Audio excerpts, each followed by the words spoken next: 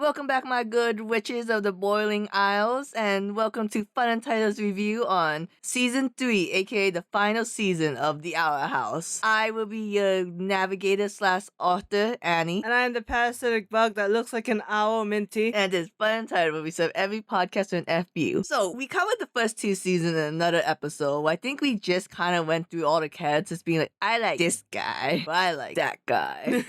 So, Season 3, we're going to go over the last 3 episodes. Obviously, spoilers ahead. First episode. This is after basically the collective fucks over the Boiling Isles and they send like those kids, those damn meddling kids to the human world. We don't have enough time to go over the misadventures, so we just look at photos and a little montage of them being in the human world. And I guess Luz comes out as bi and her mom Camilla's like, well, I guess I gotta buy this heart pin I'm going to have to wear in every scene. Sorry, animators. I hope you have a nice color palette swatch for me. I always wonder about that. Like, as much as I love like the pride flags, right? Sometimes it's just like, so you're telling me I'm gonna have to color this flag every time. It's a little detail that you're gonna have to be very specific about every scene she's in. Like, there's this non-binary character who color their nails with non-binary colors, and I'm like, how am I supposed to know which nail has what? Am I supposed to write it down? Is that like the museum person or? Yeah, the person who took over the crazy guy who captured V. Damn. So we have 2 plots going on. I guess technically 3. We have Luz being all like upside spaghetti, being like, if I never showed that light glyph to Philip, he would have never fucked over the Boiling Isle. This is all my fault. And then Luz's friends, Amity, Willow, and Gus being like, we know how to find Titan's blood. Let's go on a weird scavenger hunt to find it. And then we can open a portal to go back to the Boiling Isles. And then you have Bellows being like, I really need a body yaddy yaddy. This zombie look is not serving. And Hunter's like, wow, I'm happy with myself. I sure hope the guy from my abusive past doesn't come and take over my body. Yeah, suffocation. Yeah, suffocation. So let's go down like beat by beat. What do you think about Luz as a main character? I don't know, I have mixed feelings about the Owl House, because I still don't like the first half, but I did think season 3 is very good. Okay, personally for me, I think Luz is just a little boring. It's the same problem I had with Steven Universe when Steven all became his like overwhelming guilt about like, I don't know, his PTSD in the Steven Universe future. Like, I didn't really give a shit because I didn't really think it was as relatable as other people thought it was. I mean, it's hard, right? Because we're not the target audience, and we kind of just got through that shit already in our own way. So, again, I don't find Luz any fault. I just think she's not meant for me, an Asian. But I think it's like, this is the struggle part that we don't really vibe with. Because obviously for them to have their like enlightenment later, they need the suffering part now. How did they get the map again? Oh, Flapjack found it in the floor. And Flapjack is Belos's brother's like original talisman? Yes. Okay. Because so Philip's brother Caleb got together with his wife. I think her name was Evelyn, because really close to Idolin. Caleb and Evelyn bonded over birds, and I must say fucking love birds. So I think she gifted him the Flapjack as a talisman. And Evelyn was a witch. Yes, because Caleb and Philip accidentally found their way to the Boiling Isles because they were witch hunters. This was part of this episode, right? Where we learned all this, or no? Technically, yes, because the non-binary character I mentioned before says it all outright on the Haunted Hayride. But you got to see pictures and glimpses of it in a previous episode of Into the Emperor's Mind. Oh, gotcha. Okay. So this is the scene where they get to like this, what do you call, like a mausoleum or like a place that houses dead people, right? Yeah. In like a swamp area? Yes. And that's when Bellos attacked them? That's when Bellos, he possessed Hunter in the weird shack that apparently they didn't own and they were reloading. And yeah, that's when Bellos attacked Amity, Luz, and her friends. Yeah. And it opened the portal? So that was the only place with Titan's blood. So Bellos found the Titan's blood and he opened the portal. How is the Titan's blood in the human world? I don't really know about that. I don't know if I wasn't paying close attention enough, but I really do think because the series was shortened, they didn't really explain that. Like, how did Ida, is that her name? The owl lady? The owl lady, yeah. How did she find like a whole ass door and key system to the human world and the thing that Bellos was looking for the whole time? I mean, that's what we've said was always the big plot hole of the Owl House, was that Ida was doing what Bellos has always been trying to do. So it couldn't have been that difficult. But again, he was also against against wild magic. It was just kind of confusing to me. I just kind of accepted the fact, like, I guess it's just the witch hunters beforehand hid Titan blood in the human world. I don't know how they got it. Okay, moving on to the second part. The most important part of this episode is, what did you think about how the series treated Hunter this episode? With him being all happy with himself, then he's possessed, and then the thing that made a lot of Hunter fans upset is the fact that Flapjack had to give up his life for Hunter. Oh, that's what happened to Flapjack. Yes. I kept watching the second and third episode being like, what happened to Flapjack? Yeah, Hunter was basically dying, and there was that whole thing like, oh man, who do we call to heal Hunter? Does anyone know how to deal with exorcism? It's like, exorcism? Boy's a demon. I don't know. I thought it was okay. It's whatever. It's just kind of a cliche anime kind of thing. A lot of Hunter fans, this is their belief, not me, thinks that it wasn't necessary to make Hunter like a punching bag and have all this trauma happen to him. Like, it wasn't necessary for his abuser to take over his body, and like, it made no sense for like the one thing he found comfort in, Flapjack, to give up his life. Well, how else would the plot move forward? Because Hunter is the connection between Bellows and moving the plot on. I think it's just, for me, it's kind of sad later on. We'll get to it when we get to episode 2. Like, Hunter goes through all this shit in this episode, and like, the payoff didn't really hit for me. It was just like, damn, Hunter, you kind of get some scenes, but ultimately you kind of get shafted. Yeah, I kind of see that, yeah. Okay, and this is just a small part we'll go over, but like, what do you think about the little shitlings and Camilla entering the fray as the main cast? You want me to believe that Camilla, Willow, Gus, and Amity became main characters in season 3? You know, that's fair.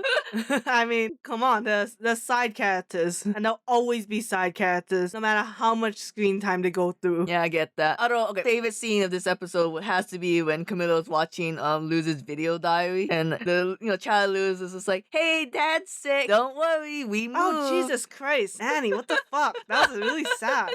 I didn't say I loved the fact she got sad. I thought it was just very like telling of the family in a very creative way. It kind of felt kind of like Inside Out. Oh yeah, okay. The idea of like moving, losing touch, losing family. I mean, Riley, I don't think lost family, but you know what I mean? Yeah, I get you. It's the idea of like changing environments and the stress and the goods and the bads of it all, and needing to just kind of be with your emotions. That's the name, right, Riley? Oh, you think I remember anything about Inside Out other than Bing Bong? I just feel like it's weird that I even know the name. No, it is Wiley. Because it's been such a long time since Oh, we've because seen Amy that movie. Poehler says Wiley so many times. We gotta watch. There's gotta be an Inside Out 2. How's it not come out yet? Fuck that. So, moving on to episode 2 of season 3. So, they're in the Boiling Isles, and they found out that the Collector basically changed it for the, not, I guess, for the worst. Everyone got turned into toys. It's a lot prettier, though. So, the Collector's running amok. He's with King, his BFF. So, the two, I would say there's, again, 3 plots, but we don't really gotta talk about the third one. Why is King his BFF? King is his BFF because in the end of season 2, King promised to play games with the Collector. Doesn't it seem weird because Collector got screwed over by Titans? So why would he want to be friends with a baby Titan? I don't think, because the Collector, he never wanted enemies. I think he always wanted friends. Also, you have to remember, the Collector's magic doesn't work on King. Oh, that's right. Yeah, but yeah, I think he always just wanted friends, and he knew that the Titans only went against him because like the other Collectors, kind of framed him. Who killed all the Titans? The Collectors got the Titan Hunters to kill them because they were afraid of their powers since they weren't affected by the cosmic powers. Who are the Titan Hunters? Remember this one episode in season 2 where King thought he found his family, Right. but it was all just hunters wearing his corpses, his relatives' corpses? Yes. Those are the Titan Hunters. Okay. So they like live on like a weird part of the world. Like I think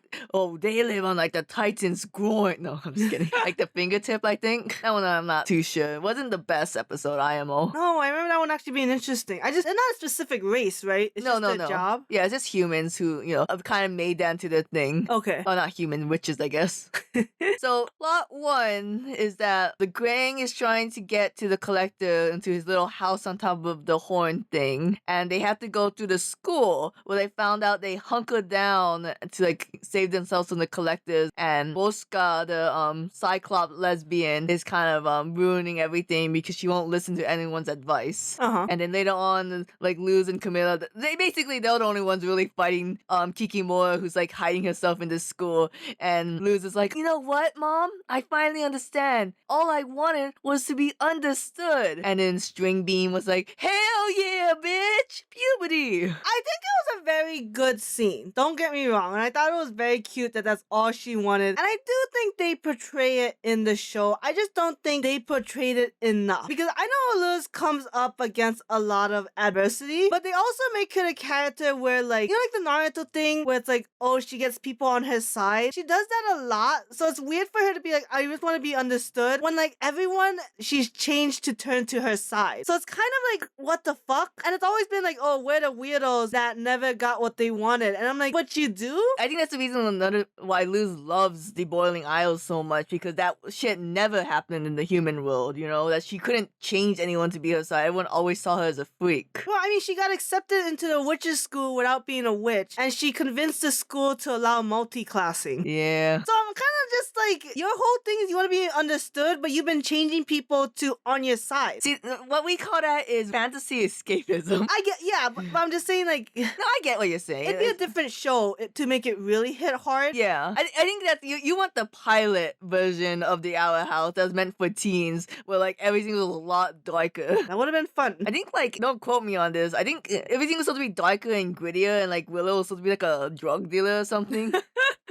So I think, like, in that version of the show, I want to be understood. See, my only problem is that I don't understand why Lou's like, that's all I ever wanted was to be understood. It's like, wait, I thought your whole problem is that you felt guilt about the whole Bellows thing. How did we get to... Okay, whatever. That's my only thing. It's just, like, to me, like, I understand that was like the show's underlying theme. Kind of. It was there in the beginning. In spirit.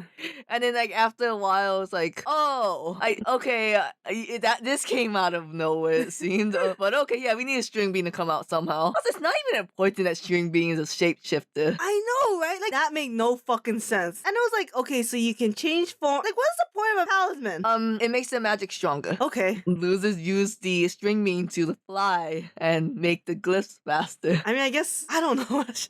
The second story, I would say, it's a Collector and King with Bellows. Where, like, Collector and King is trying to make the Collector, like, not kill everyone. And meanwhile, he's working with Ida and Lilith in the background, trying to defeat the Collector. And meanwhile, Bellows, like, possessed Rain. And it's like, oh, I'm going to tell the Collector he can't trust King. What do you think about that whole... What do you think of the Collector as a character? I don't like villains that are introduced in the middle of the series, especially someone like Collector who was never gonna be the villain in the end. Like, it was always gonna be Bellows. I mean, I guess the Collector could have controlled Bellows, but that's not how this played out. Even if it did, it was just gonna be weird because, like, the whole point of the story was not even to defeat Bellows, really to go back home. But when it became defeated about Bellows, then it was like, you didn't really need Collector. He came in, because what did Bellows wanted to do? Did Bellows wanted the Collector to defeat King and Owl Lady and Lilith? Well, he never intended for the Collector to come out. Right. So he wanted to do, I guess, yeah, he wanted this, like, the Collector to get rid of Luz and the gang. Because Bellows, is his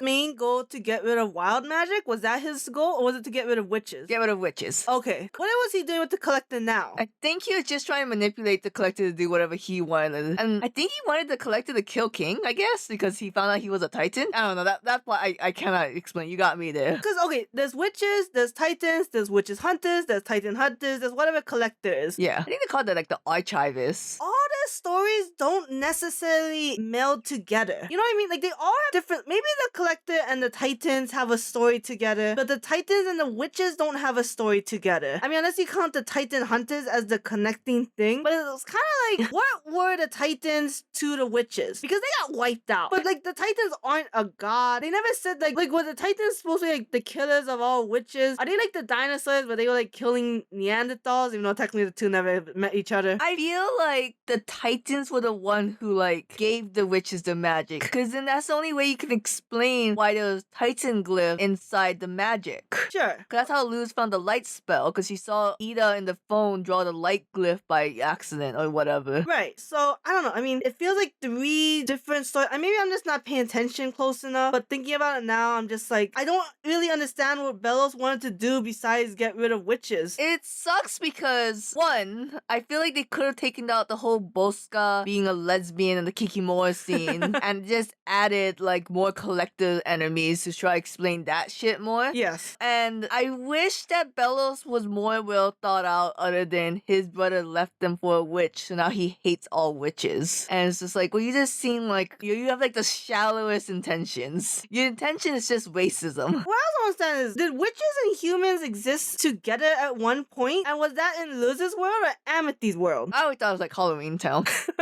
Remember Disney's Halloween Town? We rewatched that movie. It's kind of slaps still. I mean, it's a good movie. Yeah. I'm gonna watch Disney movies later, but also, I didn't understand why they had the Willow part. Yo, let's talk about that. I didn't think she was holding it together for the group. And then, like, her basically was her message, like, oh, it's okay to not be okay. And, like, people say that, and it's like, but what are you supposed to do now that you're okay with not being okay? Like, what is the point of that statement? What I didn't understand is that, like, you don't use her in the first episode. All of a sudden, you make her important in the second episode. But Kinda. you should have finished the Hunter Grimwalker storyline. Yes, yeah. Like, if you're not gonna give Gus any screen time... Oh my god, they should have just written Gus off. They should have given him, like, a sad death. And like, we're gonna avenge Gus.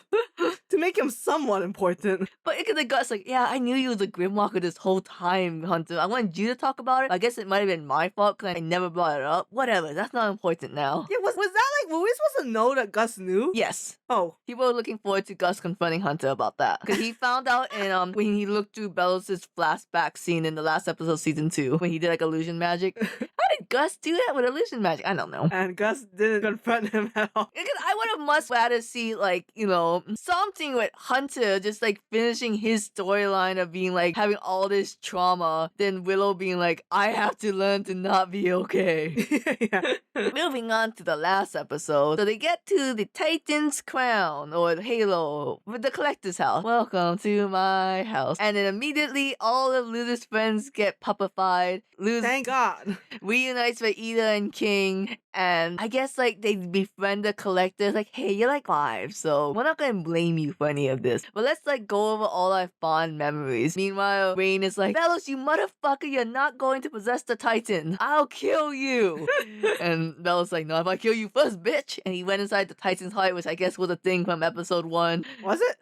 And people said it was like, you know, you see it always pumping in the throne room. And I'm like, what am I supposed to look at the background? Me? I have other shit to look at. You know, when the trio fought the Collector, I thought they were gonna expand on that, and like Collector would have seen like how the 3 are friends and how he would maybe like that's what he wants and explore that. But they didn't, and it was kind of like a missed opportunity in a sense to really solidify like what the Collector wants. I think the whole doing arcade games and board games with the Collector was really stupid. No, I thought it was fine. Like, but there had to be a point to it. Oh. And the point was that the trio are genuine friends, which is what the Collector wants. Like, he doesn't want to roleplay. He doesn't want to force people to do shit. He just wants to have fun. Yeah, that would have been better, huh? I think Ida was useless in these episodes. I cannot, honest to God, tell you what Ida was there for other than the fact that you couldn't end the series to Our House without the Our Lady. That is true, yeah. So, yeah, Bellows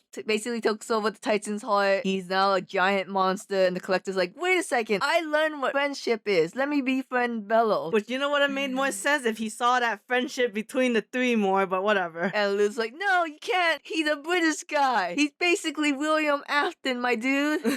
And then Liz gets snapped, Thanos snapped, and then she meets Ego Raptor. And Ego Raptor's oh like, my god, Annie. what? You can't just say that because people aren't gonna catch the references. I don't have to. They meet Ego Raptor from the hit show Game Grumps. Because You didn't even finish Good Game. Oh god, I forgot that was a thing.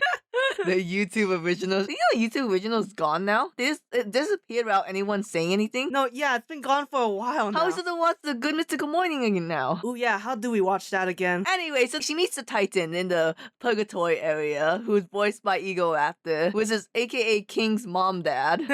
And Ego Raptor's like, hey, I've been watching you this whole time. What if I gave you anime powers? And Luz is like, alright. Yeah, what was this Deus Ex Machina scene? I don't know. A lot of Disney shows been doing it lately. Like Amphibia did it, and it's just like living your sweet anime dreams, like literally. I would have been okay with it if it was permanent. But for it to be temporary, it was just like, well, this feels wholly Deus Ex Machina and just forced in. I think I would have been okay with it if it wasn't just the fact that it seemed like she just got the same powers now and nothing new. Well, I mean, she got Titan powers. What else would she be, you know? Yeah, I wish we saw the glyphs. Like, the glyphs was, like, swarming around her and she could do the glyphs without writing it. But I wish, like, you know how you can combine glyphs to make new spells? Yeah, I wish we saw more combinations of that. that's true. Because we only saw, I think, like, invisibility, and I can't even think of another combination they did. Look, this isn't like one of those merged dragon games where like a fire dragon and a grass dragon makes Valentine's Day dragon. Oh, they should do that. You missed that game. I do, and I tried to go back to that game, but that game, every time you open up the app, you have to go through like 6 ads. They're just flyers, but not like an ad video, but it's still fucking annoying when all you can do is 3 things and you have to stop playing, you have to open it up again like 10 minutes later. So,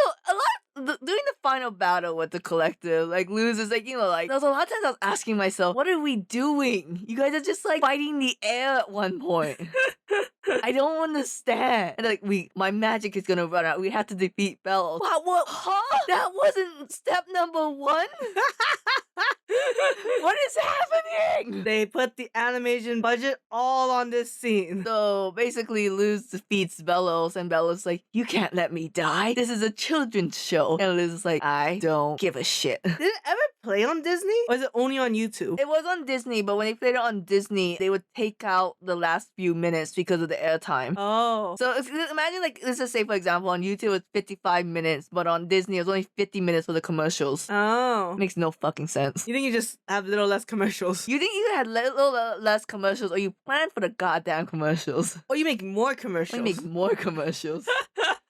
And so Luz no longer has her magic because the Titan's language is no longer works in the Boiling Isles. And then we have a time skip. Wait, because the magic is based off the Titans, right? Her magic, at least. But it's not all the other. Because okay, oh that's right. Because Ida was the only one who could do wild magic. Is wild magic the only one connected to the Titans' magic? I don't know, but I know for a fact, I think the witches evolved to have witches sack, so they don't need to rely on the Titan's magic. What's a witch's sack? Ida in the beginning said that Luz can't do magic because she doesn't have a witch's sack, which is an organ near the heart. Oh, gotcha. Okay. I don't even completely understand wild magic. I know for a fact that wild magic powered the talisman, and that I think Philip was saying you guys can't have wild magic because I have to eat all the wild magic. Right. Yeah, but so I'm not really sure what the wild magic has to do with the Titan, unfortunately. Okay. Okay, when they go to the time skip, well, I like everyone's designs. Fun fact, everyone has a flapjack tattoo for the 5 main dudes. Really? Yeah. I didn't see that. Yeah, I think Hunter puts his on his wrist to like replace the Coven tattoo. Willow's on the shoulder. Who cares about everyone else? I know Gus was on the ankle, so everyone was screaming, "Where's Gus?" Right, I wonder what Amethyst Liz's was. I don't know.